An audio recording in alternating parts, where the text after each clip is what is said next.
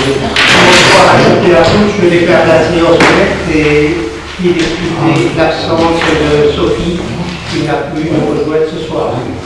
Alors, avant d'entamer l'ordre du jour en tant que tel, il vous est demandé d'ajouter un point à l'ordre du jour, c'est la modernisation du parc d'éclairage public 2023.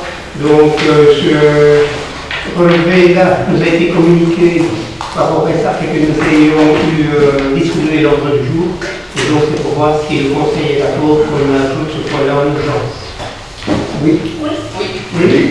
Oui. Oui. Oui. Oui. Oui. Oui. Oui. Oui. Oui. Alors, le premier point de l'ordre du jour. Oui, j'ai une remarque pour le point 11. À voter contre, on a mis simplement Philippe, mais on a tous voté contre. Ça n'arrivera plus.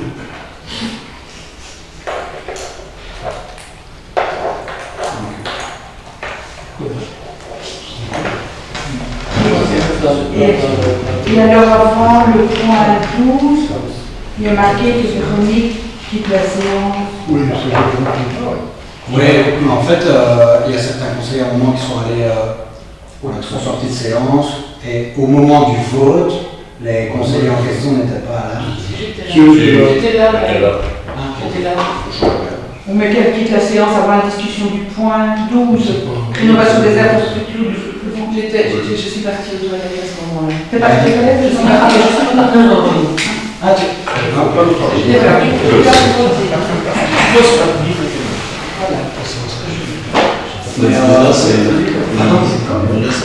Ah oui, c'est ça. Voilà.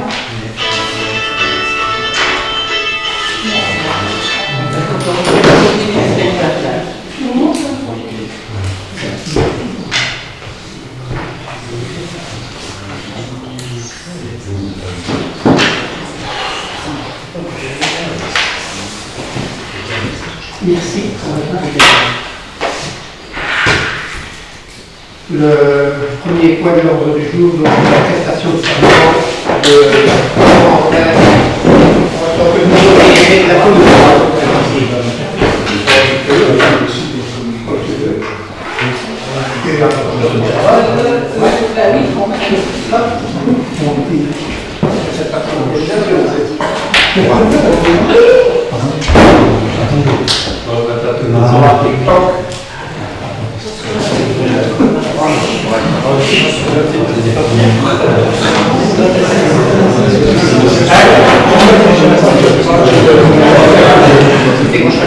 Comment ça? La bouteille.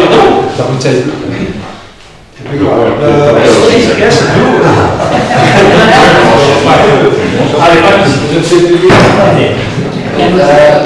Je jure fidélité au roi, obéissance à la Constitution et aux lois du peuple belge.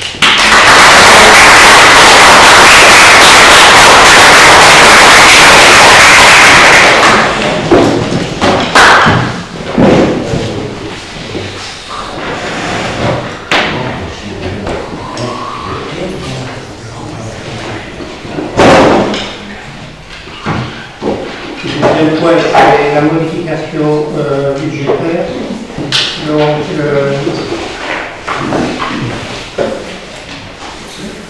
c'est pas que je dis, mais là, c'est pas bien.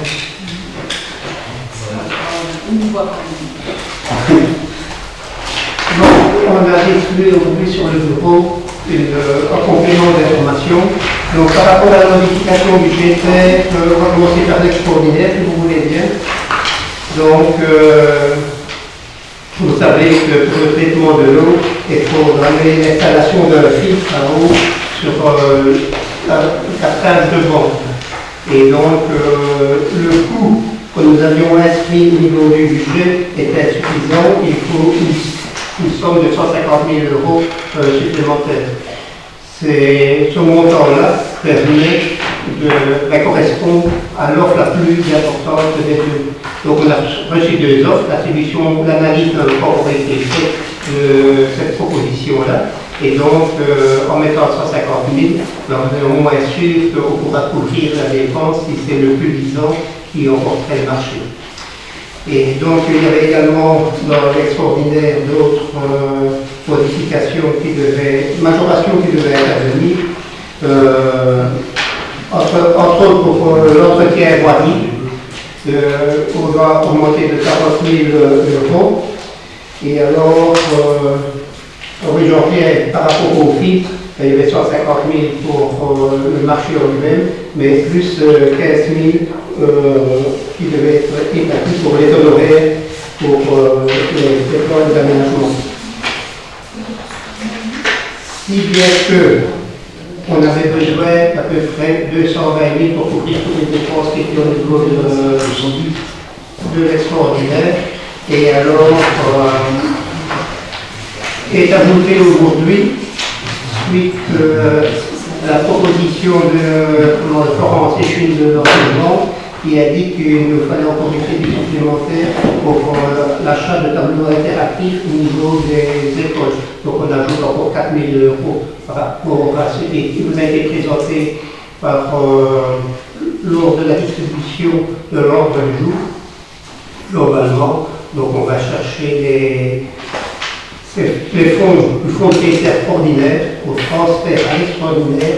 Avec le fonds monétaire qui arrive à l'extraordinaire, on sait financer les travaux. C'est ça donc de la modification qui vous est proposée ici. Y a-t-il des questions? J'ai vu qu'au niveau de l'utilisation de la voie CPS, on doit être hors budget par rapport à son prévu.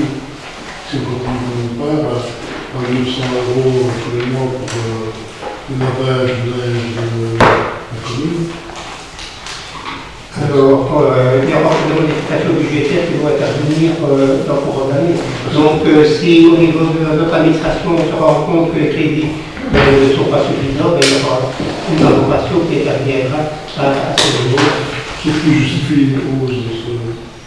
Je pense que dans les écoles, avant, c'était tout des essuie-papier et on est passé aux essuie-tissus de façon à faire un peu d'écologie. Voilà. Pas d'autres remarques? Passe au vote? Oui. Oui. Oui. Oui. Non. Non. Non. Oui. Oui. Oui. Oui. Oui. Oui. Pour passer le dossier suivant, le point 3, c'est la fiche pour le premier projet au niveau du PCDR. Je vais passer la parole à José. Donc le premier projet, c'est la réalisation de la maison rurale à Chavannes. Nous avons eu une réunion le 12 juin avec un représentant du service extérieur au développement rural, M. Pierre Gabriel, et Mme Chantal Metz, coordinatrice de l'accueil ONU, pour voir un petit peu si notre fiche était bien conçue et si elle répondait à tout ce qui était demandé pour introduire cette fiche. Donc, le projet, c'est une maison rurale à Chavannes qui joue sur l'école et la crèche, qui sera aussi à proximité forcément de l'axe rapide de la nationale 4 et du nouveau lotissement. Il y aura dans ces différentes fonctions une salle polyvalente pour tout ce qui est récréatif, économique et social. La priorité vient bien entendu au public cible qui sont les aînés dans cette infrastructure pour une maison d'accueil communautaire pour les aînés dépendants. La capacité de la salle annexe, elle est de 100 personnes assises. Il y aurait une cuisine qui sera au nord 4 et la crèche qui devra s'agrandir de 80 mètres carrés pour passer à 28 enfants, donc 28 enfants total, donc 7 enfants supplémentaires. Mais ça consistera à pérenniser les modules glacés sur les conseils de la dame de l'eau. Le but de cette fiche, bien sûr, est de travailler sur une énergie et une éco-construction la plus rentable possible, une bonne acoustique et des abords parking qui sont repris dans des logiques de perméabilité entre eux. Donc la justification, c'est bien sûr un pôle intergénérationnel. Il viendra se greffer à cette fiche une autre fiche qui sera un espace de convivialité extérieure tel qu'une plaine de jeu un espace vert de la biodiversité et de nouvelles places de stationnement et de cheminement pour piétons qui relient l'ensemble de l'infrastructure. Ce qui nous amène à la demande de M. Gabriel de créer une fiche chapeau qui reprend les deux fiches, donc la M103 qui est la création de la maison rurale polyvalente proprement dite, et la fiche M104 qui est l'aménagement d'espaces de convivialité et de biodiversité à Chavannes. Pourquoi est-ce qu'il y a ces deux fiches sous une fiche chapeau? C'est pour garantir les subsides par rapport aux deux fiches, que si on n'avait pas fait la fiche chapeau, les subsides n'auraient porté que sur la première et nous n'aurions pu avoir les subsides pour la seconde. Nous rentrons donc la demande qui sera avec un coût pour la première fiche de 1 810 350 3,98 €, avec une subvention plafonnée à 680 000 €. Et nous devions avoir une provision de 20 000 € pour permettre de mettre en place un service, un autre projet. Voilà. Oui, Serge. Moi, j'ai une petite question.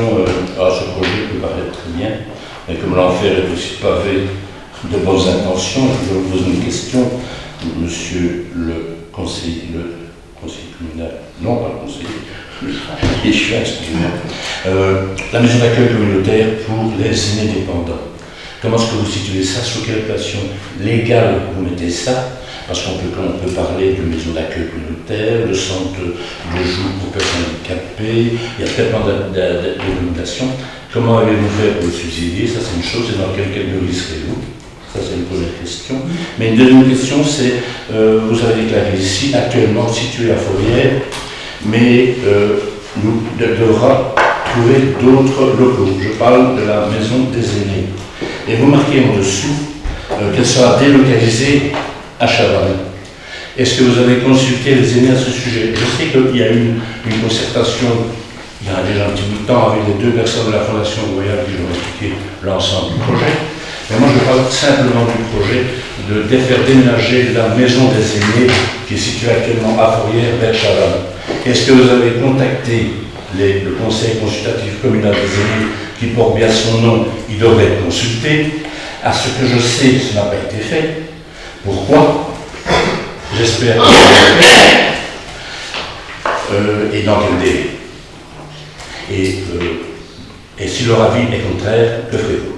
Par rapport au premier point, donc la catégorie dans laquelle on se trouvera, ça sera encore à définir et à voir ensemble avec justement le comité consultatif des aînés, parce que là, il faudra voir exactement où jusqu'où on veut aller, vu qu'il y a des normes qui sont spécifiques en fonction du choix qui peut être fait. Ça, c'est le premier point.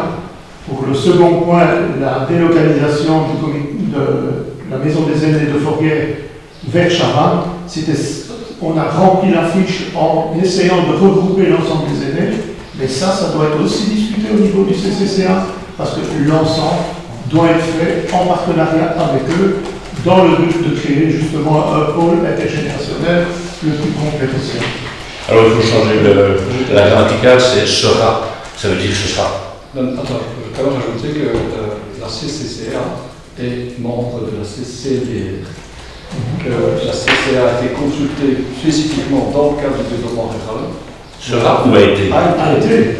Donc il y a un PV de réunion du CCCA concernant les projets de la CLDR. Mais ça, je ne discute pas. Donc en fait, c'est le projet de passer dans mon test. Moi, je conteste le déménagement sans avis de la maison des aînés. La création d'une maison d'accueil communautaire pour les aînés. Donc ça c'est votre PCDR. C'était consulté, validé par le CCCA. On peut retrouver dans le dossier, je ne l'ai pas ici parce que c'est une grosse part, la réunion du CCCA, donc on en parle de ça. Mais les gens du CCA n'ont pas cette sensation. On retrouvera le PV de la réunion où ça a été discuté au niveau du PCDR. Et par ailleurs, le CCA a des représentants dans la CLDR, donc à eux aussi de rapporter vers le CCCA ce qui est dit dans la CLDR. Mais moi je parle de la consultation comme on consulte normalement un conseil, vous le faites via, bien sûr, un autre groupe, mais c'est pas ça qui est important, c'est une consultation du conseil consultatif communal des aînés, en titre de conseil consultatif des aînés, et pas des quelques personnes qui en font partie. C'est pas comme ça que ça devrait aller. Mais il y a une réunion spécifique du CCCA sur le PCDR en global. Oui, mais on tourne en rond, c'est pas ça que je veux dire. Mais de toute façon, on est à la fiche du projet, avec un auteur de projet qui doit être désigné. Il n'y a pas encore de bâtiment qui soit là. Donc soyons réalistes, il faut mettre les choses dans le bon ordre. Mais il n'y a aucune contrainte à l'heure actuelle qui impose de ne pas tenir compte de l'avis du CCCA. Voilà, ça m'aimerait plus qu'il y ait une consultation du CCCA et qu'en fonction de la décision de ces gens, là la politique bien sûr décidera après. Mais je crois que ce serait quand même sain de leur demander leur avis à tous, parce qu'ils sont quand même assez nombreux, c'est pas 2, 3 qui sont dans une commission, donc ils sont là tous à avoir des avis, et ce serait sain, j'espère que vous le ferez assez rapidement, et on suivra ça. On va d'abord commencer par l'avant-projet, puis après... Voilà, merci bien. Oui, moi je rejoins un peu ce que dit Serge au niveau de l'intervention auprès des aînés. Je trouve que c'est important que le groupe des aînés participe à l'élaboration du projet. Mais au niveau de la réunion de coordination du projet. Alors, moi, au niveau dans le projet, on parle de construction en sature bois, de géothermie ou de l'équivalent. Est-ce qu'on ne devrait pas inclure aussi les produits biosourcés? L'inclure carrément dans le projet, ça c'est une question. Et alors autre chose, est-ce que j'ai vu qu'il fallait supprimer pour interrompre le contrat avec l'architecte? Est-ce que ça a été fait? Le contrat avec l'architecte dans le sens de... Dans le projet, dans votre réunion, vous avez eu le 12 juin, on parlait que le contrat avec l'architecte devait être suspendu. Est-ce que ça a été fait? Le contrat avec l'architecte? Oui. Pour la crèche, ça a été fait. Oui, c'est la crèche. Ok, c'est ça. Et alors, donc, est-ce que ça les produits biosourcés, ça sera bien mis dans le projet? Il suffira de le mettre dans le cahier des charges, on en prend d'autres. Ça va. Et la crèche avec vos crises dedans? La crèche, c'est en réalité des modules qui seront intégrés au bâtiment sur les recommandations de la dame de l'ONE qui part du principe que ces modules sont d'une très bonne qualité et qu'il faut plutôt travailler avec un habillage autour des modules et l'intégrer dans le bâtiment qui sera créé pour le reste. Au niveau énergétique, je suppose que la crèche a, je n'ai pas été visiter, mais je suppose que la crèche a sa production énergétique propre, et c'est pas comment? Au niveau chauffage? Oui. Le chauffage, c'est comment? Électrique, d'électrique. Est-ce qu'on compte remettre? Ah oui, non, ça on le remettra pour l'ensemble du bâtiment, forcément. C'est correct. Vous allez dépasser les modules? Pardon? Les modules vont être dépassés. Ça, c'est une discussion qu'on doit encore avoir à Arlon mercredi, parce qu'il faut savoir que le terrain est une partie qui est en zone à bâtir sur l'avant et sur l'arrière, on est en zone agricole. Donc c'est pour ça qu'il va falloir travailler sur les deux tableaux, d'une part. Et d'autre part, il y a une demande pour que les parties parking ne soient pas imperméables. Donc on devrait travailler sur des nouveaux parkings qui soient perméables, justement dans le cadre des nouvelles réglementations par rapport à ces parkings. Sous le plan proposé, on peut le reste. On peut pas appeler ça un plan à part entière, c'est un schéma de base pour rentrer la fiche. Donc il faudra voir un peu comment l'auteur de projet va harmoniser le tout. Nous, on a déjà un peu gratté où ils étaient mis. Ils sont remplis d'un côté, parking de l'autre. Et puis les modules, c'est quand même pas très beau. Il n'y a quand même pas beaucoup de flash. Je trouve qu'il n'y a pas beaucoup de lumière. Les enfants, je m'attendais à. Voilà, je parlais de crèche, pas de modules. Tu as visité l'intérieur? La réflexion de l'inspectrice de l'ONE a dit que c'était des modules tout à fait performants qu'il fallait les laisser en état Et donc, il faut savoir aussi que dans le cadre du PCDR, pour répondre à la question de remarque ici de Philippe, l'URE peut intervenir pour faire une étude sur les dispositifs de climatisation et autres de chauffage. Donc ça, on va demander au niveau du RE pour que les modules qui sont actuellement en place soient analysés sur cet angle-là pour voir si les économies d'énergie et le conditionnement d'air est suffisant par rapport à ce qui a été installé. Ça répond aux normes d'après le fournisseur et toujours bon d'avoir l'avis extérieur par rapport à cette... Ça, c'est l'avis des conditions énergétiques que je partage entièrement. Mais moi, je soulevais ce projet d'utiliser des produits biosourcés, d'éviter des isolants provenant du pétrole, du chanvre, par exemple. Quand tu parlais au niveau du conditionnement actuel que nous avons apporté voir, il faut déjà te rassurer que l'ONE a marqué son apport sur la personnalité de ces bâtiments-là. Ah oui, c'est si l'ONE nous l'interdisait, c'est que vraiment on n'était pas dans les clous. Ici, le fait que l'ONE a donné un avis favorable fait déjà qu'on va dans le bon sens, en ce sens que ça correspond aux besoins d'accueil de la petite enfance. Et alors j'avais une remarque aussi concernant les locaux. On parlait pour l'espace de 40 mètres carrés pour une cuisine, je l'avais déjà soulevé. Mais 40 mètres carrés pour une cuisine conventionnelle, c'est largement trop court. La remarque qui intervient quand l'auteur de projet devrait intervenir. Ici, on doit établir on n'a que 20 000 qui viennent de la région pour la première fiche du PCDR. Dans tous les PCDR, c'est la même chose. La première subvention correspond à 20 000. Et je crois que c'était déjà comme ça au niveau du PCDR. Donc, ici, on devra désigner un auteur de projet qui va devoir faire l'analyse de l'ensemble. Si ça tombe, les modules seront déplacés.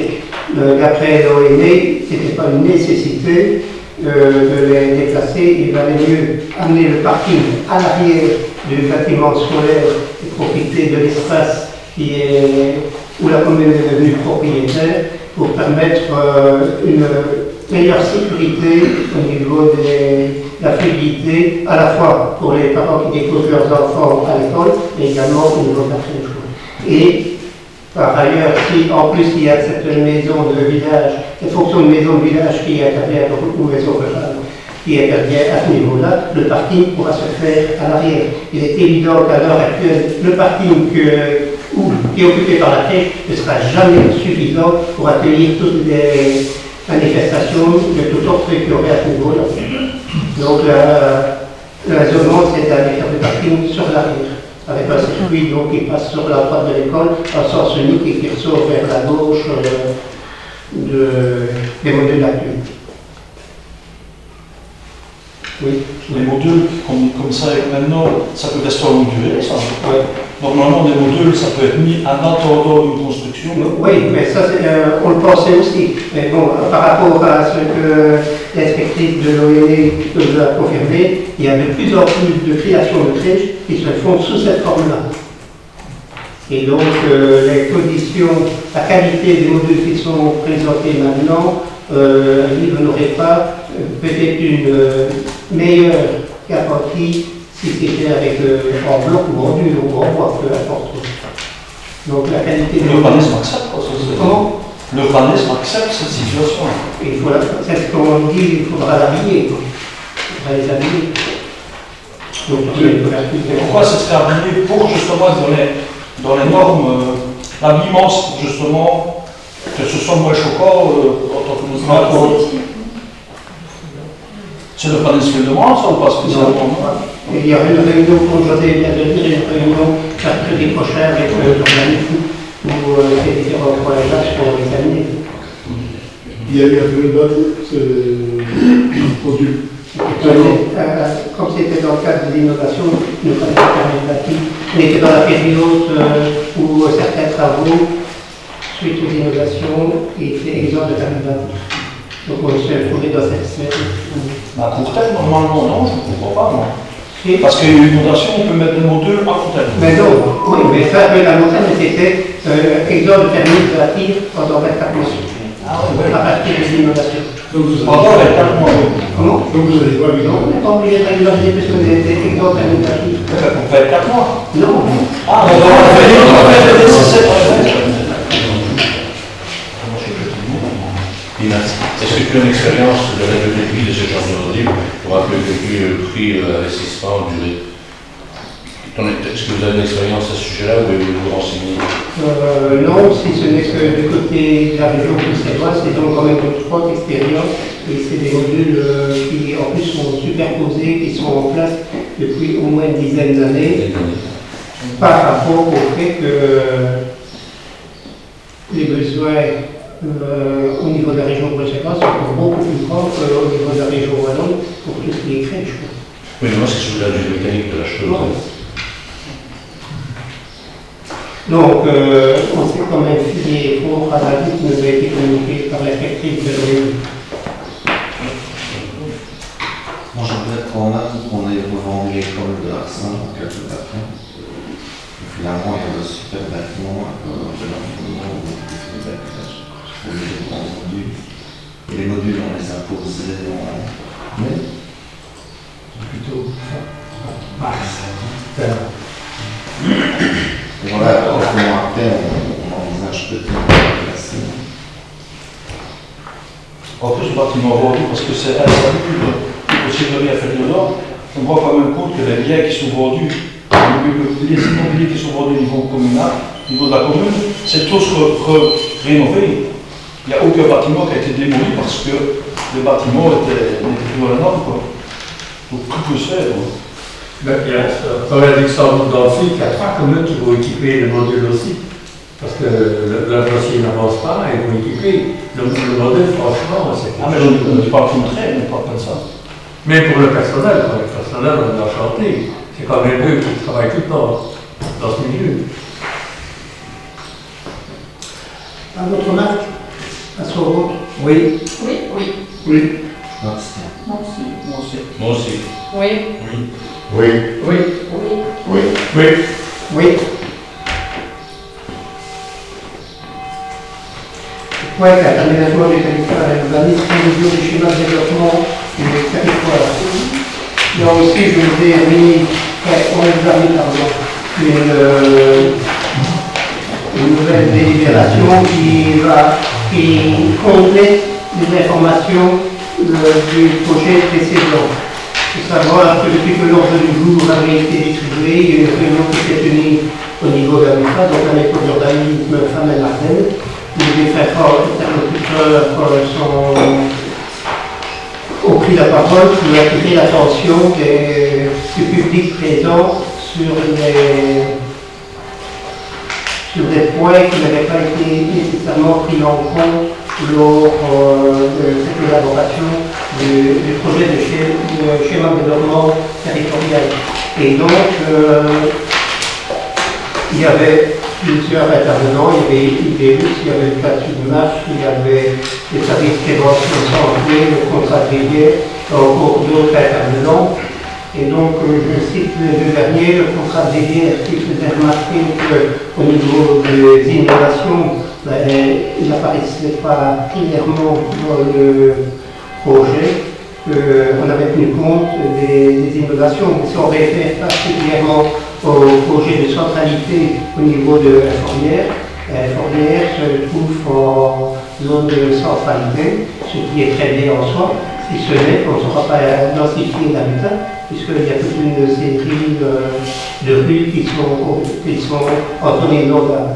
Donc le fait de proposer des centralités où on n'a pas tenu compte des inondations de 2021 nous semble une lacune importante.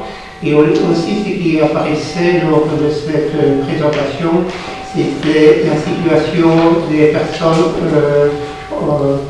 en situation précaire, en ce sens que s'ils n'ont déjà pas les revenus, ce qui est proposé aux personnes qui sont en situation précaire, c'est qu'ils puissent justement habiter les centres urbains pour éviter les frais de déplacement déjà, de ne pas devoir acquérir un véhicule pour le déplacer. Et donc, ce qui m'a été remarqué lors de cette réunion, c'est que le fait de parler de centralité, il apparaît probablement une augmentation du coût des réalisations des logements au centre urbain, qui ferait que peut-être nos personnes précaires auraient de plus en plus de difficultés à pouvoir prendre en charge un loyer ou automatiquement, s'il y a l'augmentation des prix de relief de toutes ces allocations-là, mais de façon précaire ne pourrait plus rester en centre urbain. Donc la proposition qui vous est faite ici, ce n'est plus de mettre un avis favorable conditionnel, mais c'est d'établir sur base entre autres de ces critères-là qui nous semblent importants, de mettre un avis défavorable, sachant qu'il y a donc le point, tout d'abord concernant le village de Vente. Pour l'instant, sur le projet de centralité, il y a deux choses, il y a Nassogne et Fourrière. Et le village de Vente est ignoré. Or, ce village-là est quand même desservi par la Nationale 4, il n'est pas loin de Marche. Il n'est pas loin non plus des gares comme Marlois et Match. Et il y a un parking de covoiturage qui est programmé et qui est déjà en partie en place sur le parking près du Carrefour à bord. Et donc c'était de demander que le village de Vente soit aussi un pôle de centralité. Et alors, les éléments qu'on avait remis déjà précédemment, que nous ne sommes pas. Donc, mettre un avis défavorable sur le projet de schéma de développement territorial, eu égard aux éléments suivants par rapport au village de Vente, ça avait été exprimé précédemment. L'absence de prise en compte de l'impact des innovations telles que connues en 2021, puis l'absence de cartographie précise des différences de centralité et leurs respectifs ainsi que leur définition. Et il y a des mots qui apparaissent dans le schéma de développement territorial qui ne sont pas définis, comme bordure de centralité. Il n'y a pas de définition, on parle d'une bordure, mais on ne sait pas de quoi on parle. Absence de mécanisme d'indemnisation compensatoire dans le chef de la région des impacts financiers liés au projet SDT. Donc le projet, c'est qu'on favorise la construction au niveau de la ville proche des permis d'urbanisme dans les centralités et que ce qui est en dehors des centralités soit de moins en moins délivré au niveau des permis, ce qui suppose qu'il y aurait quand même une moins-value pour tout ce qui n'est pas repris dans les centralités et au contraire une augmentation des prix des propriétés au sein des centralités. Et donc cet argumentaire-là, il y avait une fonctionnaire régionale qui était présente aussi à cette réunion-là, elle a dit que ça ne se produirait pas. Contrairement à l'avis de l'ensemble des personnes qui étaient présentes à cette réunion-là, il y a eu une cinquantaine de personnes, tout le monde était bien d'accord pour dire qu'il y aura quand même une majoration des prix au sein des centralités et une déperdition des valeurs au niveau ce qui n'est pas repris dans la centralité. Ce qui veut dire que des compensations devraient être mises en place. Ce que la région nous demande ici, c'est que les communes prennent en charge adapte son schéma de développement communal, donc le SDC, pour le mettre en conformité avec le SDT, qui est de la région, et qui, par contre, le permet. On a après 5 ans pour pouvoir le faire. Et ce qui veut dire aussi que c'est encore les communes qui vont avoir le mauvais rôle d'aller dire aux propriétaires: vous voulez construire, vous attendrez qu'il y ait d'abord 3 permis qui soient délivrés dans la centralité avant qu'on puisse étudier la vote, puisque ce sera 3 permis dans la centralité délivrés par un qui sera à l'extérieur.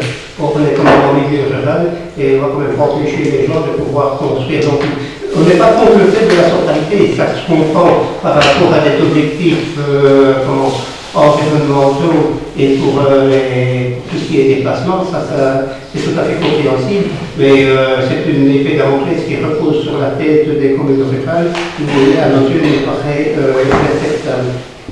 Donc, comme je le disais tout à l'heure, absence de la prise en compte des risques encourus par notre population précaire, et alors plus par rapport au pôle d'été. Donc, c'est comme la même chose que pour la commune. Au niveau de la commune, on a le schéma de développement communal, le DC, et on a le guide communal de l'urbanisme. Au niveau de la région wallonne, il y a le SDT, donc pour le territoire wallon, et à laquelle s'applique le code d'été. Le code d'été, c'est parallèle avec notre GCU chez nous. Mais au niveau du code d'été, à ce niveau-là, il n'y a rien. On dit qu'il va être réformé, mais on ne sait pas sur quel outil. Quels vont en être les outils. Donc on trouve que le SDT arrive un peu trop vite, en ce sens qu'on ne connaît pas les outils qui seront mis en œuvre au sein même du code d'été. Et alors, deux choses qui émanaient plus de notre administration, c'est qu'il faudrait quand même avoir une fameuse formation au niveau de nos agents, de nos fonctionnaires qui s'occupent de l'urbanisme, pour se rendre compte, pour vulgariser cette matière-là au niveau des citoyens. Et par ailleurs aussi, que pensera-t-il d'une mesure transitoire? Si le SDT est voté, on a 5 ans pour mettre à jour notre schéma de structure de développement communal, mais entre-temps, qu'est-ce qui se passera? Et là, dans le mesure transitoire, il n'y a rien qui a été précisé. Plus la proposition qui était faite, donc l'Union des villes et communes avait établi toute une série de remarques, et donc il est proposé aussi que le conseil communal sera mis à l'analyse aux remarques et aux constats qui étaient formulés par l'Union des villes. Voilà pour ce qui était de la proposition du côté du collège. Est-ce que vous avez des remarques? Par rapport à ce que tu expliquais, je vais l'appliquer parce que je me dis, le citoyen qui entend GC, SVT, etc., parce qu'on a un peu de temps, on arrive un peu à suivre, autrement c'est complètement perdu. Et alors à côté de ça, on fait des enquêtes publiques qui sont courtes pour le citoyen, pour aller voir. Enfin, je sais pas, vous avez bien plein des vues?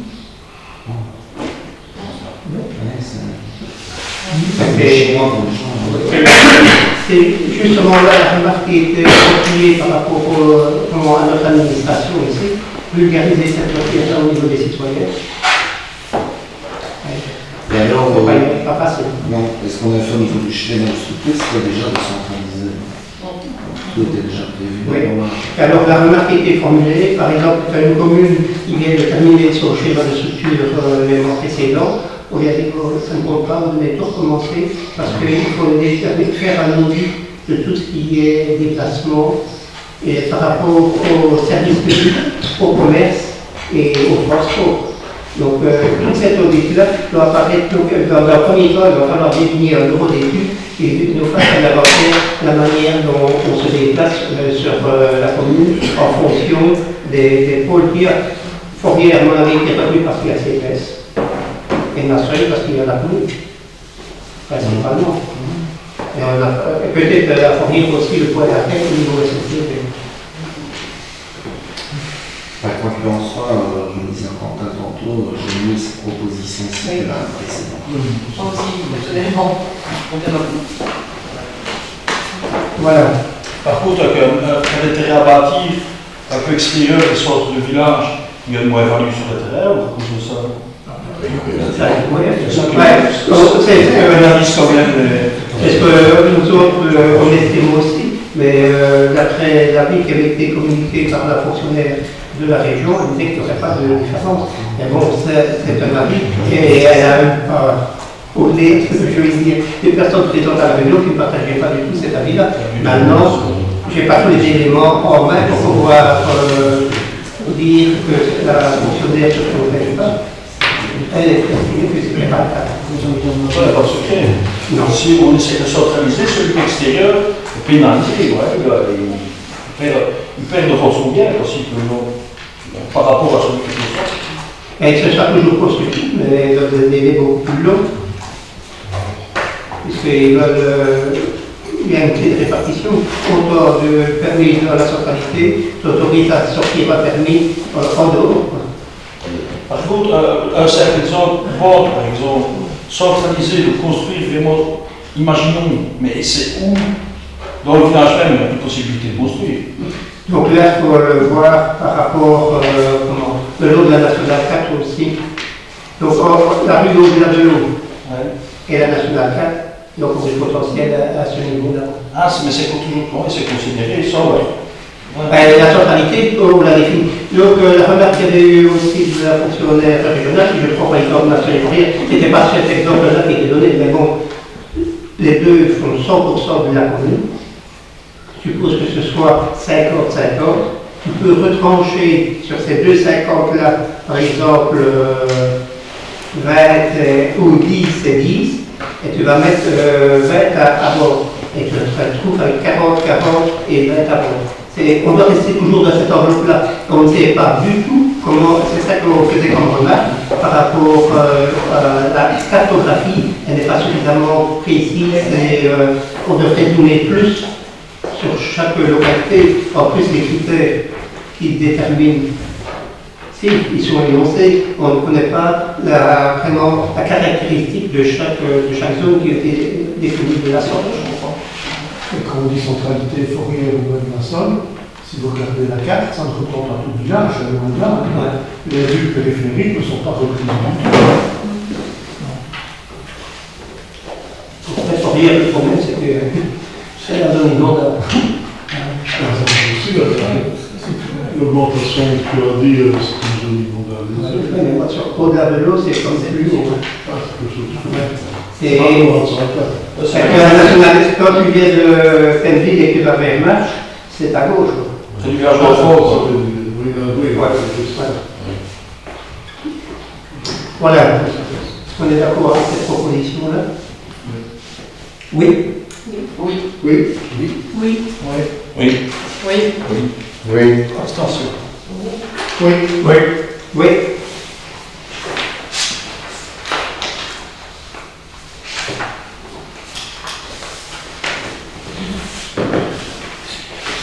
Point 5. Règlement communal visant l'organisation des corps de mouvement de l'année sur le territoire de la commune. Donc,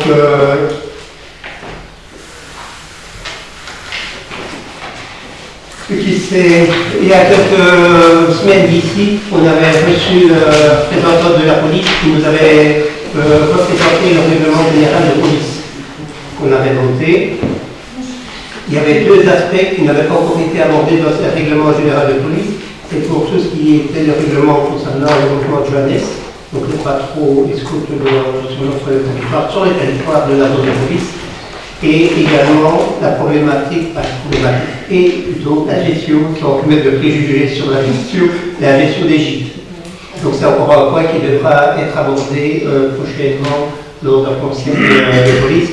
Le projet qui vous est soumis ici a déjà été avalisé par le conseil de police et pour qu'il soit applicable sur le territoire de la commune de Nasson, il faut qu'il soit voté par le conseil communal de Nasson. Alors les principaux points d'attention par rapport à ceci, c'est que par hectare, c'est 80 personnes par hectare, avec un maximum de 5 hectares et avec un maximum de 250 enfants par camp. Donc ça, c'est ce qui est ici dans le règlement de police. Il faut savoir qu'à notre niveau, ça se passe encore relativement bien.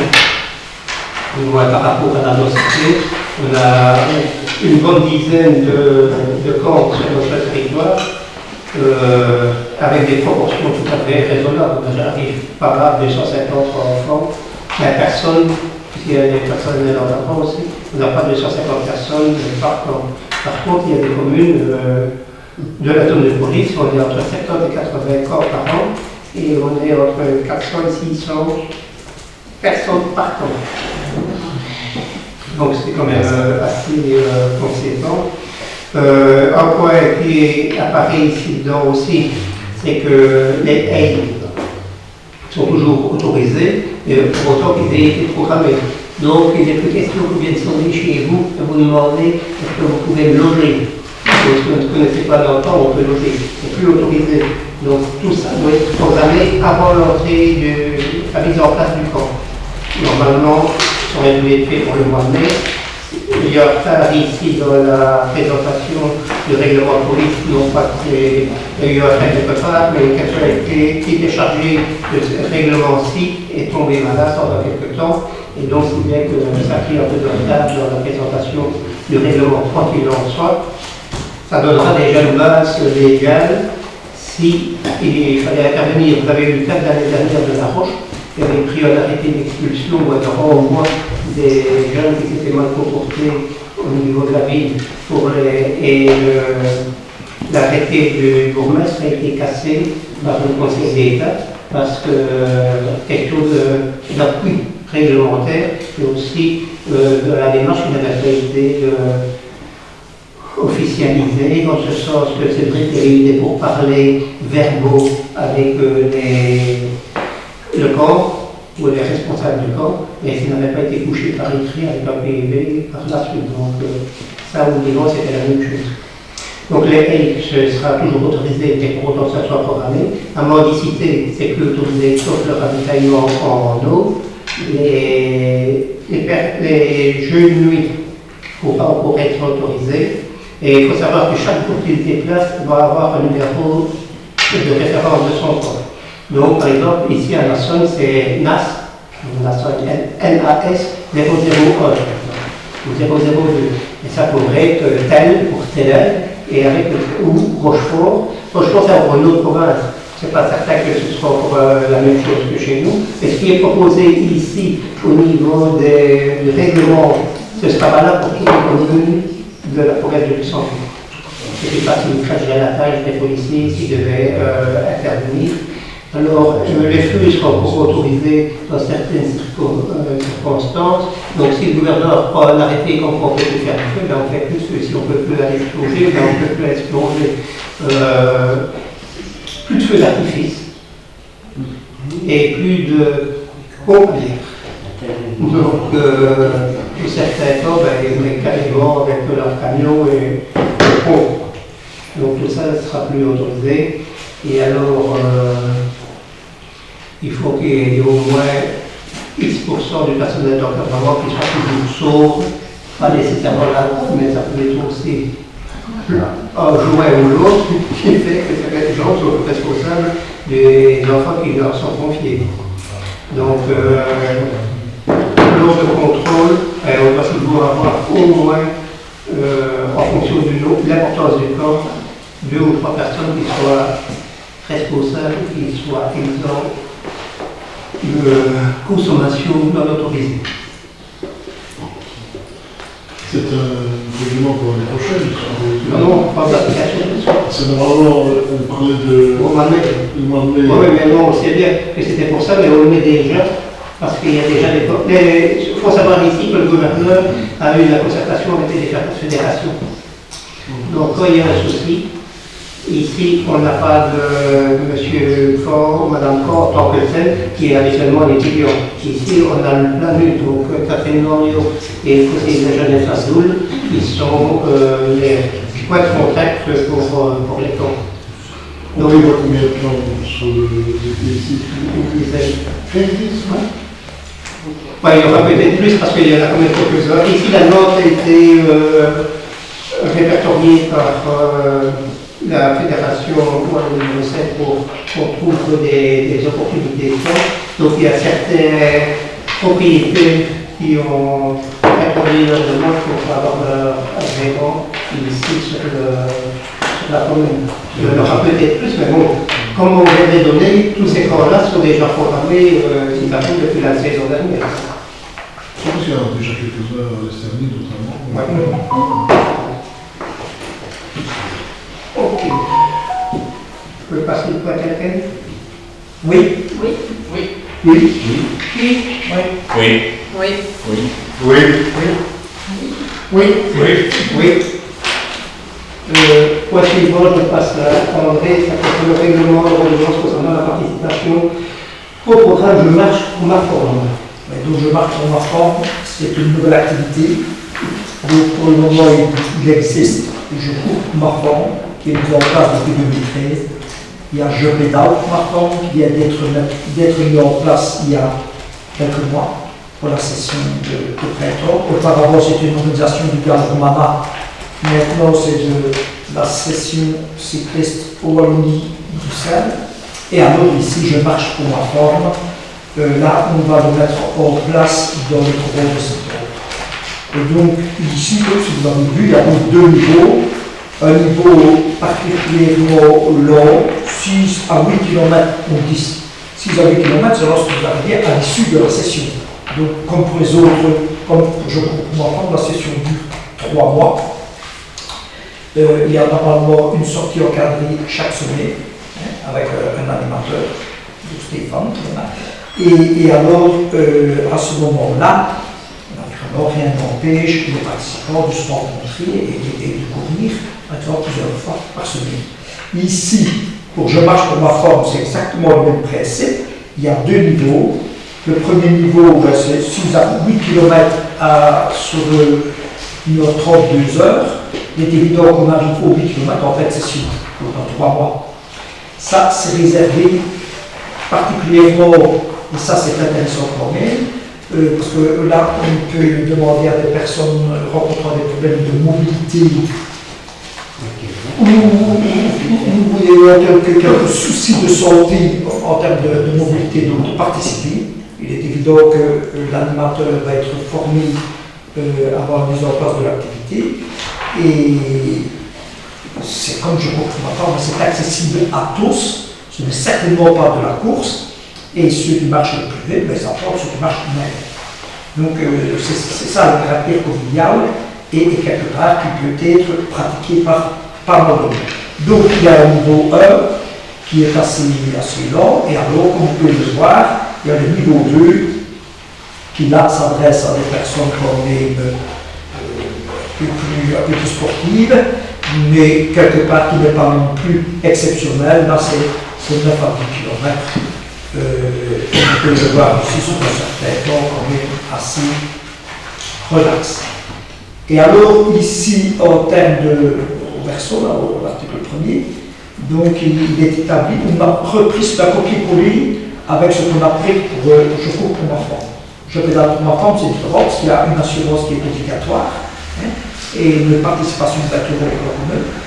Ici, c'est exactement la même chose que pour Je cours pour ma forme. On met en place cette réglementation-là pour les exercices 2023 à 2025 inclus. Et la redevance, comme pour le Je cours pour ma forme, la redevance est fixée à 30 € par session, une partie de session. Et alors, pour les personnes qui ont participé à la session de printemps, là, pour la session d'automne, ils ne paieront plus que 20 €. Donc, pour ceux qui participent aux deux sessions, il y a un coût de 50 €. Je rappelle que pour toute activité organisée par la commune, lors de la dernière journée, lorsqu'on remet les diplômes, là, une petite réception, on mange un bout et on boit un petit verre. Donc tout ça est englobé dans le prix. Et je rappelle également que les mutualités, pratiquement toutes maintenant, interviennent. Merci. Je ne sais pas si c'est. Oui, pour une façon qu'ils ont besoin. Donc interviennent et souvent ça ne peut pas grand-chose ou rien aux participants. Voilà. Le prochain projet, André, c'est Je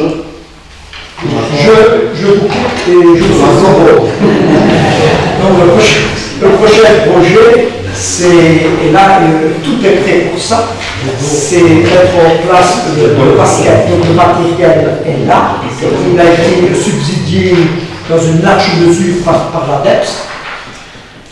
Nous avons un animateur qui est reconnu par l'ADEPS. Et donc il y aura deux soirées, je crois que c'est le mardi et le vendredi si je me trompe.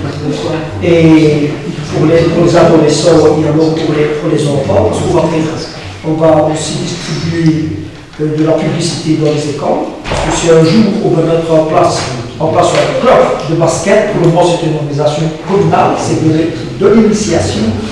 Mais pour pouvoir mettre un jour un club de basket, il est évident qu'on doit avoir quand même des adolescents, des jeunes, des adolescents qui savent jouer au basket. Donc on va leur apprendre le jeu avec un amateur qui est très très bien. Et alors, lorsqu'on le pourra, ce sera sûrement mon successeur, lorsqu'on le pourra, on mettra en place un club. Quand on est venu au cours, on essaie de développer quelque chose. Nous, ça donne des cours d'eau, tout le temps. Oui, mais quand je vais au la norme, je ne sais pas. Mais il faut vraiment me sentir prêt. Et ce stage de basket pour l'enfant. Ce sera jamais basket pour l'enfant. Donc j'avais quand il y a toujours jeune, éventuellement, de bien construire. J'avais une remarque concernant le prix. Moi, ça me dérange quand même assez fort.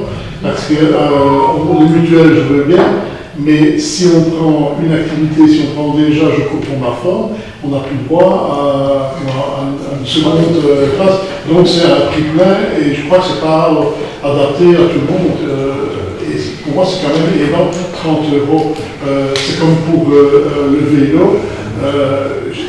Quel est le rapport de ce vélo-là? Parce que je les ai suivis 2 fois. Ils étaient 3, dont 2 animateurs. Alors, tu n'as pas été ouvert, il y a des participants de la session de jeux pédales pour enfants de ce temps ici, demande-moi combien ils étaient. Ah ben je l'ai vu, il y a 3 en tout temps. Et vous étiez 3 il y a 15 jours. On était une dizaine. Voilà. Toi, tu as vu les 3 derniers, les autres. C'est moi c'est prochaine, les 30 € pour moi c'est prochain. Moi, je te dis sincèrement, il faut aussi comparer avec le club. Là, le participant de l'activité sportive dans le club paye quelque chose aussi. C'est l'année, c'est pas juste. Oui, mais ici, c'est celui-là, c'est encadré. Mais très souvent, les animateurs sont avec eux 2-3 fois par semaine. Et donc ici, c'est 50 € par an. Ben, tu sais que pour la plupart, ceux qui mangent et ceux qui boivent les frais de session. Mais à mon avis, le but n'est pas de manger ni de boire. Et nous, c'est pas parce que toi, tu fais très très attention à ta ligne et que tu dis comme moi, ça je vais mais alors ici, simplement, c'est convivial. Et je pense que c'est important qu'on fait une session, il y a une petite section, on se rencontre et quelque part, ça crée aussi de liens entre les participants. C'est de nouveau 50 la séance. Oui, moi je ne pense pas que c'est trop politique. Voilà, bien.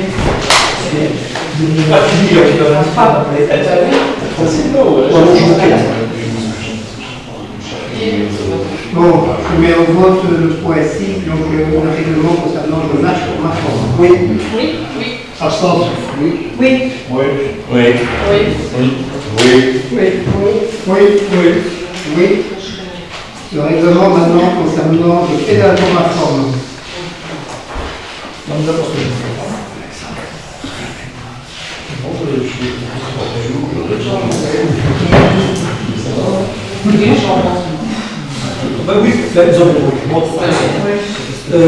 les exercices, c'est exactement la même chose que les exercices de 2023 à 2025, la redevance de façon fixe les prix. C'est la fédération considérée. La redevance est fixée à 20 € par session, 8 séances encadrées. 8 séances encadrées. Et alors une session sur le haut temps et une autre en automne. Cette redevance sera majorée d'un montant de 25 € dans la prise en charge d'une assurance individuelle ou d'un montant de 35 € dans le cadre de la prise en charge d'une assurance familiale. Il est évident que pour l'assurance, comme c'est par an, on ne paye qu'une fois cette somme, soit 25 pour la personne qui participe, soit 35 si elle veut également assurer sa famille. Et après, c'est le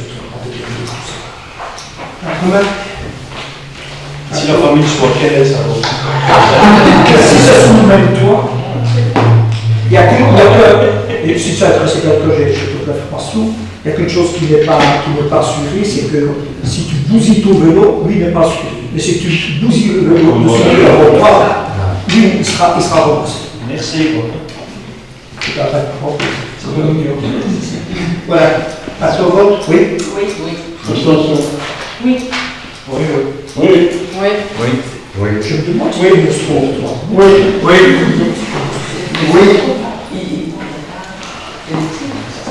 Point 8, avec des listes d'ordi des comptes de 2022. Donc le résultat comptable termine par un produit de 11 508,60 €, sachant que l'intervention communale était à zéro, l'exercice précédent étant de 21 100 €. Donc ils ont vécu sur leur route. Passons au vote. Oui. Oui. Oui. Oui. Oui. Oui. Oui. Pour ce qui est de l'appareil d'église de vente, François sur le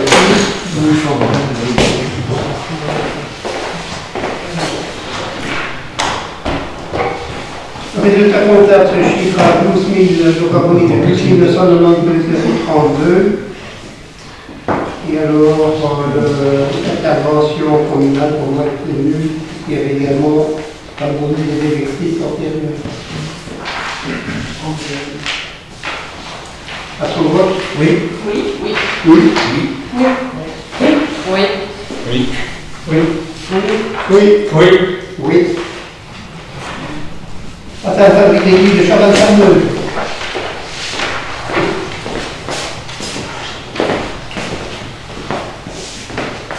Le résultat comptable est de 5 267,85 € avec une intervention communale de 4 855 € 2024.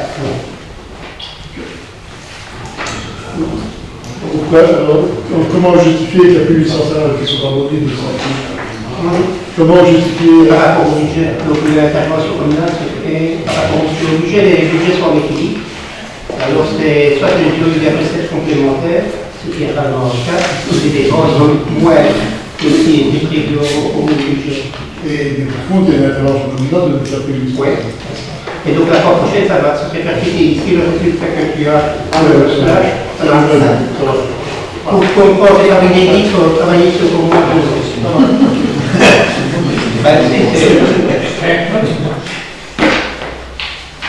oui, à son vote. Oui. Oui. Oui.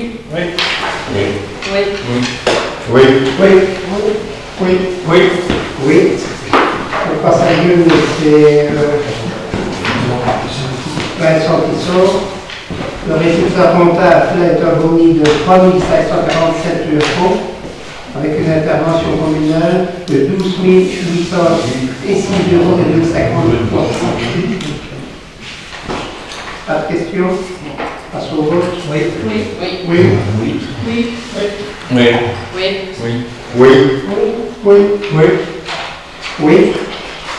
Marie Esterny. Le résultat comptable est de 10 743,38 avec une intervention communale de 6 250,31 €. Je viens un peu sur ce sujet-là, sur l'importance de mutualiser les services de famille d'église, qui serait quand même important à envisager. Et de plus en plus, ces éléments sont portés. On va passer la parole au président du GF NAS. En réalité, oui, il y a déjà un mouvement qui est fait à ce niveau-là, dans le rapprochement de toutes les familles d'église. Il y a des réflexions qui sont faites au niveau assurance, au niveau chauffage, au niveau, je ne sais pas, réflexion énergétique, rentrée ou autre. Donc, il y a plusieurs. Il va y avoir prochainement une réunion avec le directeur financier aussi de la commune et le représentant du GFE pour faire des économies directement. Et alors, il faut savoir aussi que les familles d'église doivent établir leur inventaire de tout leur patrimoine en cours à l'intérieur des bâtiments. Et donc, cette procédure-là, c'est vraiment la fin de toute la procédure de fusion. On va d'abord commencer par cette étape-là, avant d'aller plus avant. C'est une procédure qui peut prendre entre 3 et 5 ans. Oui, avant cette procédure de fusion-là, est-ce qu'il y a une mutualisation des services, je pense, déjà au niveau de service déjà au niveau du service comptable. Oui, ça j'avais vu ça. Donc ça c'est une étape qui a déjà été franchie il y a déjà quelques temps. Et c'était surtout pour aider les trésoriers de Fabrique d'Église et avec la réforme des réglementations sur les budgets, sur tout ce qui est comptabilité des personnes morales, c'était plus facile qu'on puisse travailler avec un bureau comptable. Maintenant, dans ce cadre où il faut fusionner ou voir au niveau des personnels, là aussi, c'est à voir avec le directeur financier. Je vais prendre l'exemple d'un organisme, par exemple, qui travaille à la fois pour la Fabrique d'Église X et pour la Fabrique d'Église Y. On paye 2 fois le même service. Parce que c'est 2 employeurs différents. D'où la raison pour laquelle on a déjà fait entre Nasson et Fourrière, que l'on a repris sur la Fabrique de Nasson, il n'est plus repris sur Fourrière, mais il peut aller sur l'ensemble de l'ensemble de la commune. Mais c'est une très bonne initiative. Toutes les fabriques d'église sont adhérées, il n'y en a eu justement aucune qui a fait des affaires, où on se rend compte qu'il faut aller travailler ensemble et tout ça. Il y aura des réflexions au niveau de l'assurance. Déjà au niveau des commandes. Par exemple, pour ce qui est des moyens de chauffage et se chauffe au mazout, on a étendu le marché que la commune passe également aux fabriques d'église. Bon, encore faut-il que la commune de la fabrique tienne auprès du bon fournisseur, parce qu'il arrive de temps en temps qu'il y a eu un point à ce niveau-là. Donc, si ça devait se faire par une commande de notre administration, pour l'ensemble des lits, peut-être que ça solutionnerait déjà cette problématique-là. Parce qu'on soulevait aussi le problème des fonds d'ouvrage, qu'on ne parvient pas à trouver des fonds d'ouvrage dans certaines églises, et qu'on prend des personnes qu'on paye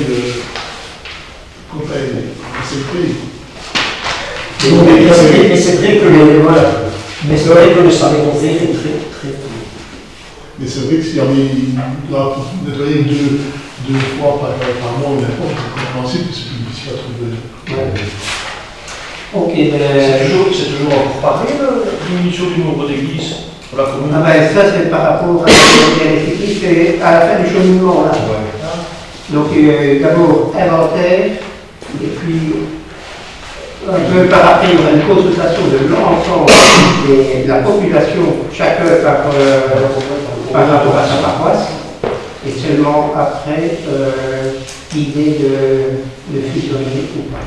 On peut juste regretter cette lenteur, mais je suis content d'apprendre que les différentes églises, il n'y a pas de contradiction entre elles et qu'on n'y voit pas un esprit de clocher.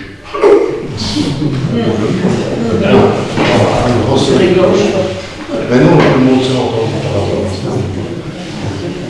Mais ça avait été déjà mis en place avant le corona, puis ça, le corona a fait les affaires, et puis il a fallu cambier.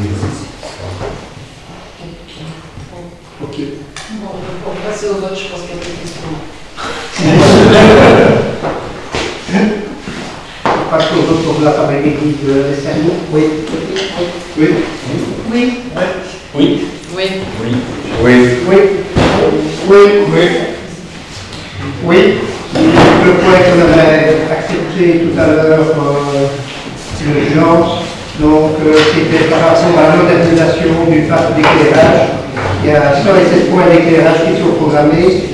Le coût au TVA, 35 350 euros. Et alors, comme on dépasse, pardon, parce qu'on dépasse ce montant-là, c'est-à-dire qu'on quitte ceux du conseil communal, c'est qu'on est au-delà des 30 000. Et donc, il faut voir si le conseil est d'accord que ces dépenses-là soient engagées, sachant que globalement, il y en a pour TVA 53 235 euros, 267 hors TVA, et que la part communale se chiffre à 35 350,67.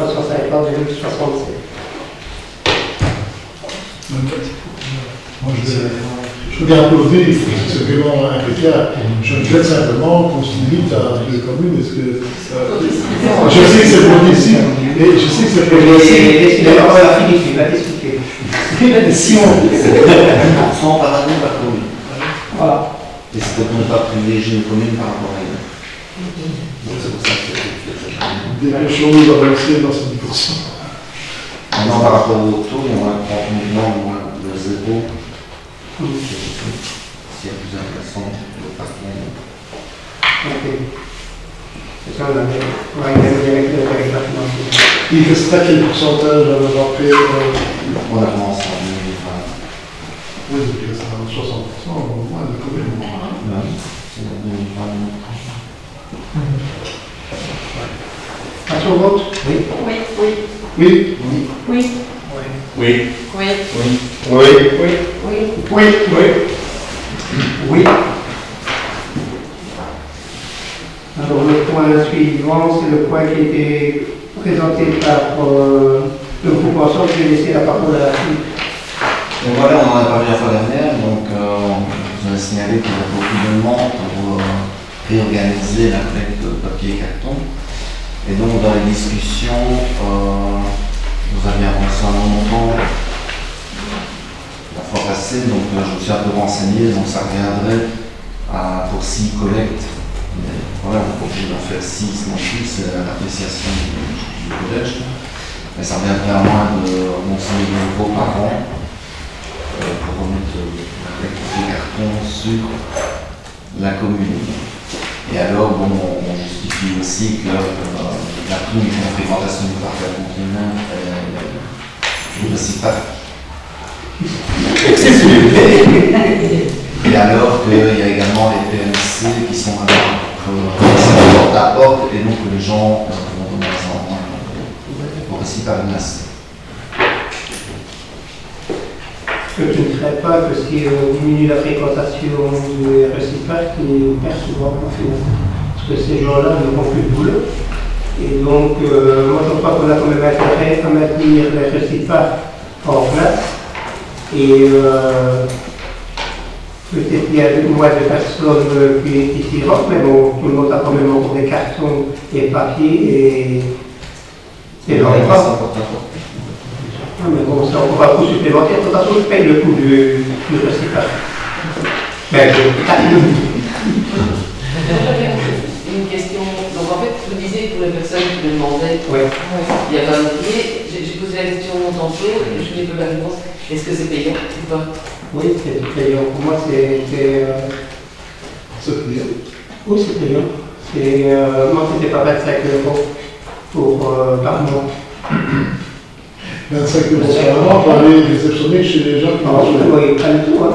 Ils doivent rechercher tout ce qui doit aller au recyclage. Oui, c'est tout ce qui va au recyclage. Donc ça pourrait être des vieux fers. Ouais.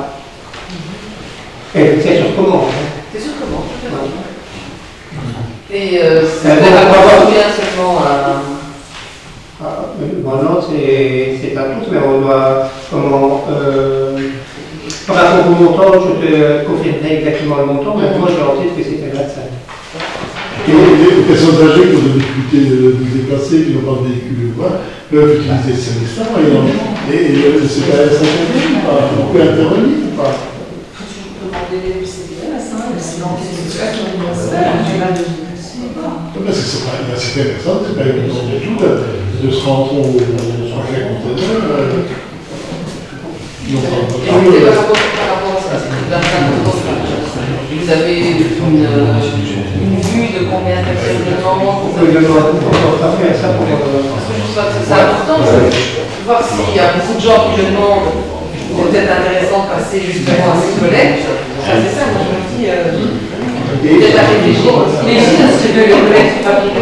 Je sais, mais voilà. Il faut voir. Alors, c'est là que seulement en fonction, il y a les encombrants, Maintenant, pour répondre à la question de Marc, je disais régulièrement, il y a de moins en moins de monde quand même, et donc quelque part, Est-ce qu'il ne faudrait pas réorganiser les heures d'ouverture? Est-ce que c'est encore indispensable d'ouvrir 7 jours sur 7?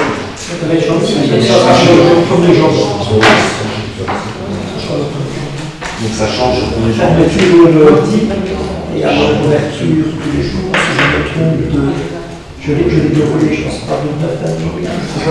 Je vous l'enverrai. Et donc si le point est accepté par le conseil, c'est peut-être une mission aussi de rentrer, de voir avec l'IBUX, quid de l'emploi sur la scène, si... Ah, jusqu'à ce jour, parce que je vous ai posé la question plusieurs reprises, jusqu'à ce jour, il y a encore problème. Ils vont laisser une personne par réciproque, mais alors ils vont essayer, comme tu dis, de trouver des alternatives pour. Ils viennent de regarder avec les matelas et tout ça. Hein. Donc ils essaient de trouver des alternatives pour essayer quand même de combler un petit peu le travail. Je crois qu'il faut s'adapter à nos différents ramassages, etc. Mais qu'il faut continuer à offrir une service à l'application. Je les ai ici, c'est un lundi. Et alors, les autres jours sont les autres jours ouvrables sont ouverts de 10h30 à 18h et le samedi de 9h30 à 18h. C'est plus que maintenant. Ouais. On ouvre qu'à midi maintenant, qu'à 1h. À partir de Ça va très vite. à partir de 2h20. Eh oui, mais ça sera plus, on va conduire plus. Oui, oui. Et seulement maintenant, c'est le même horaire. Donc, fermer le lundi, et alors ouverture 10h30 à 18h jusqu'au vendredi, et de 9h30 à 18h le samedi. C'est exagéré. Il y a quelqu'un qui est quand même là complet. Eh oui, il est au moment, et ça, il est à 12h, hein, et il est à 14h. Et alors, moi, je suis surpris, je ne sais pas, est-ce qu'on a fait la publicité, la reprise du service communal à 25 € dans l'inflation? Je ne sais pas. On peut le rappeler encore. On peut le rappeler chaque fois. Hein. On rappelle certaines choses et ça, c'est intéressant que les gens sont contents quand même. Et on paye le 25, tout le monde y a droit. Que ce soit.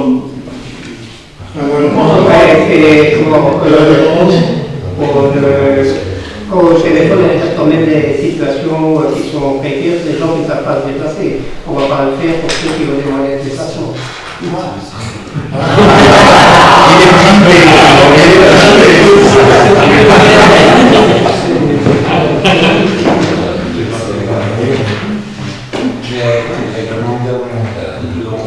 C'est un service social de collecte de déchets recyclables destiné au parc à conteneurs Recyparc pour personnes à mobilité réduite. Collecte des verres blancs, verres colorés, papier et carton de domicile, uniquement aux personnes atteintes de handicap sévère ou privées de toute autonomie se trouvant dans l'impossibilité de se déplacer pour se rendre au parc à conteneurs. Ah oui. Tout ça n'a rien à voir avec ce que Philippe dit. Ça ne m'embrasse absolument pas parce que. Alors là, on va pas il faut s'oublier, excuse-moi. S'il faut prendre ce service-là à tous, hein. Ah oui, non, mais j'ai déjà dit ça. Oui, c'est un peu.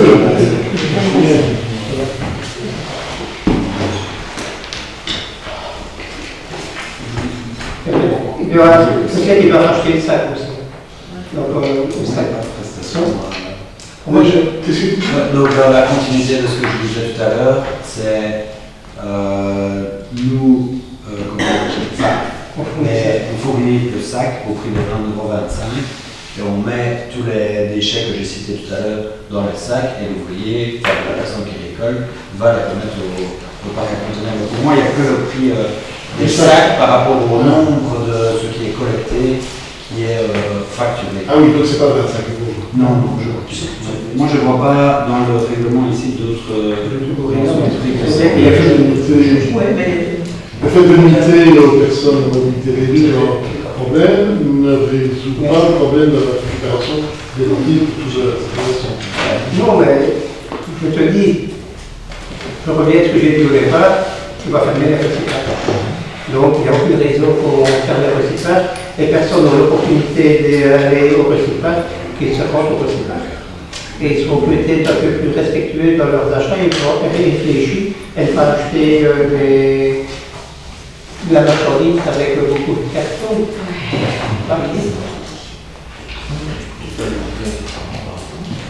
On peut passer au vote? Oui. Non. Oui. On peut passer au vote? Oui. Ah non, excuse-moi.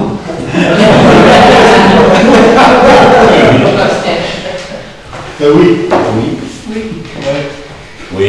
Oui. Non. Non. Non. Non. Non.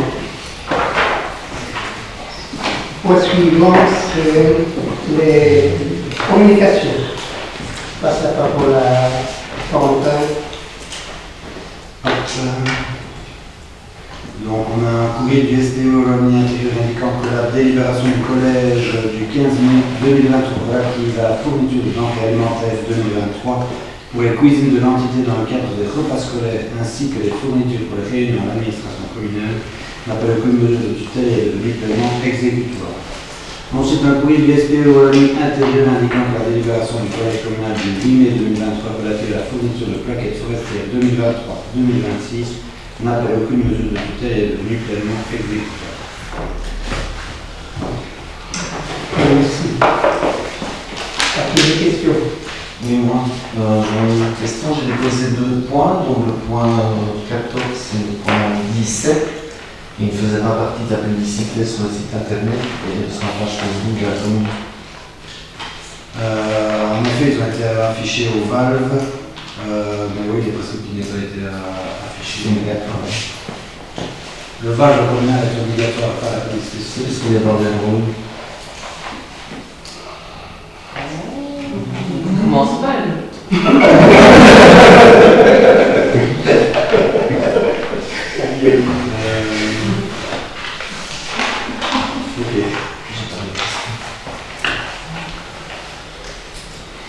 J'avais 2 points. On fête le 2e anniversaire, si on peut le premier mot, le 2e anniversaire des inondations. On a voté des études qui devaient être faites concernant l'évolution qu'il fallait faire pour y remédier. Je suis dans les résultats, puisque ça avait été pour le mois de mai, je crois, un mois avant. Et est-ce que vous envisagez de faire une séance publique pour signaler à la population où on en est, ce qui est envisagé, ce qui est envisageable et ce qu'il y aurait lieu de faire d'après les recommandations émises? Alors, par rapport sur la région wallonne a financé un bureau d'études pour faire les études sur les communes de catégorie 1 et 2, nationalité en catégorie 2. C'est ainsi que le bureau CRIAT a été désigné par la région pour s'occuper de Marche, Rochefort, Massoy. Et donc il y a eu quelques réunions qui s'est tenues. Le rapport final devait être rentré ici la première semaine de juillet à la région.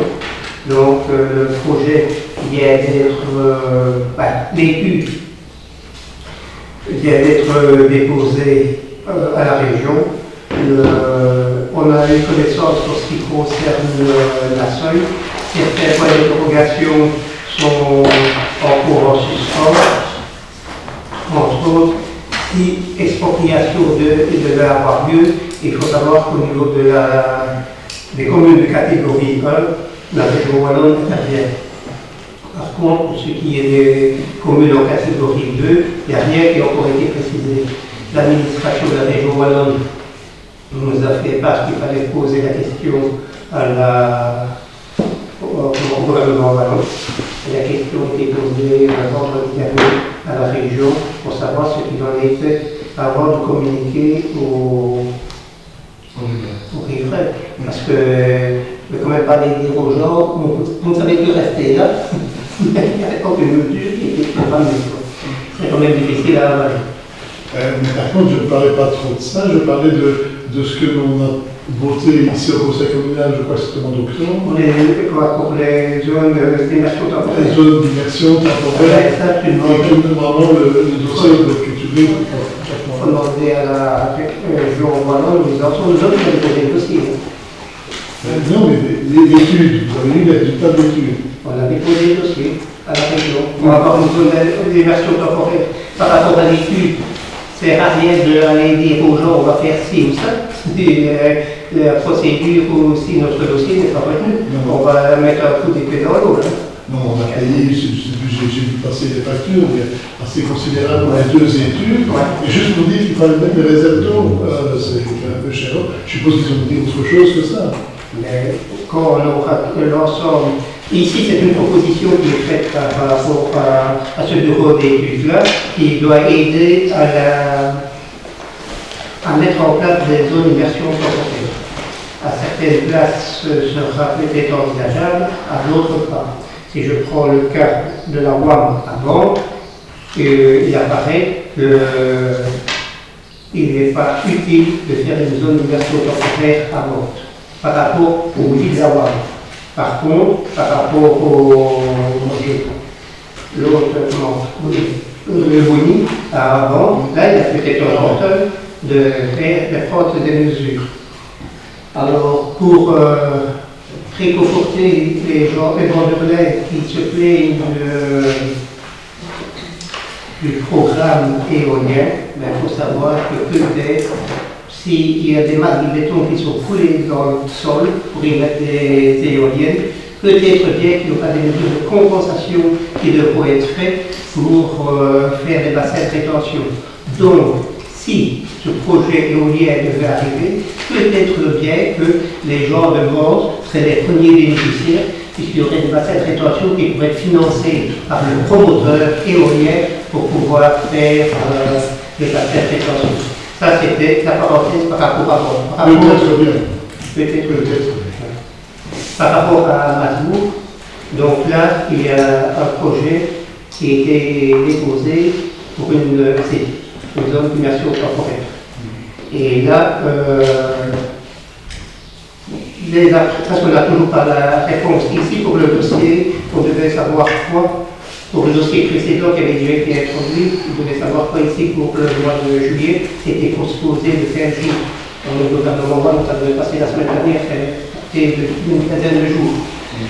Et donc là, il y a encore une autre étude qui a été complémentaire qui a été faite en disant que même si ce dossier-là n'était pas retenu, il y avait encore une autre version avec la première version, si tu veux, c'était 4 ou 5 petites zones d'immersion temporaire en cascade, et qui n'était pas le plus facile à réaliser, du moins à l'entretien. Et puis, vu l'aspect environnemental de la chose aussi, donc il y a une autre proposition qui a été faite avec un seul site d'immersion temporaire qui pourrait être, qui caserait mieux par rapport au relief du vide de la matière. Et celui-là sera en attente. Réponse février ou mars 2024. Parce que je trouve qu'on n'entretient pas les gens à ce niveau-là. Je pense à eux hier, quand on annonçait zone orange, zone rouge, je suppose qu'ils étaient tous dans la piste sans savoir ce qui on peut les rencontrer là, mais bon, ce ne sera jamais du bon pour l'instant. Quand on n'est pas des situations, des propositions concrètes, je ne vais pas vendre du rêve aux gens sans savoir si ça pourra se réaliser. Ok, sur un autre point aussi, vous avez tous reçu un courrier de l'Esthernie concernant l'implantation de bancs. Je crois que parler des bancs aussi à la pétanque, j'en ai entendu parler. Est-ce qu'on ne saurait pas grouper aussi cette demande de l'Esthernie en plus C'est ça qui voulait remplacer.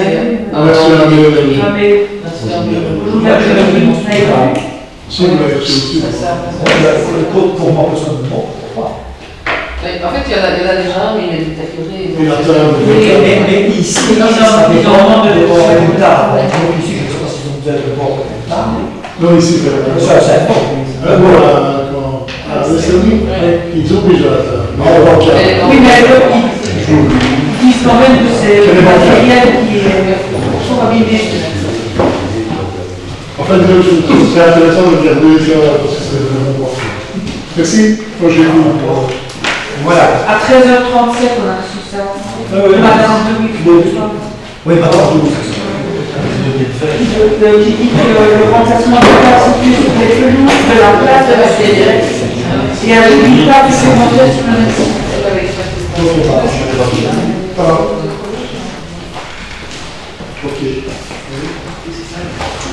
Voilà, la séance publique est terminée, on va passer au huis clos.